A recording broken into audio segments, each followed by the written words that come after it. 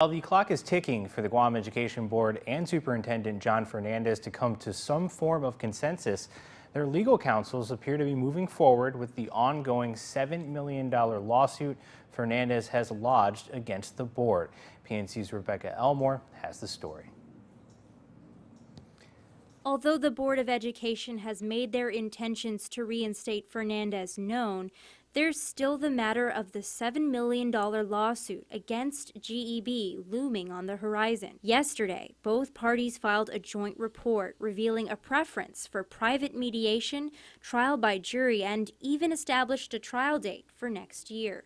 The document is called a Scheduling and Planning Conference Report, and it reveals that on February 22nd, just 2 days before GEB unanimously voted to reinstate Fernandez, that both parties met to establish their next steps for the ongoing lawsuit. According to the report, both parties plan to meet with Chief Judge Francis Tidinko Gatewood on March 14th, and the report even states that a preferred trial date is slated for March 5th, 2018. But although it looks like the lawsuit is seemingly unhindered by the board's recent motions, GEB board member Ron McNinch weighed in on the matter, telling PNC, quote, "The Scheduling and Planning Conference Report is a completely routine and normal process for someone who has filed a court action and has nothing to do with the ongoing discussions between Guam Education Board and John Fernandez," end quote. Currently, GEB is facing a $7 million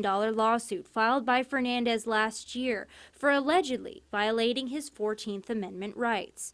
McNinch tells PNC that even if the superintendent were to return to the Department of Education tomorrow, the lawsuit would need to be addressed separately between Fernandez's legal counsel and the board's legal representation. For now, McNinch says that he and select board members Maria Gutierrez, Mark Mendiola, and James Lujan are still conferring with Fernandez. McNinch said, quote, "Our discussions with Fernandez have been in good faith and have been productive to date," end quote.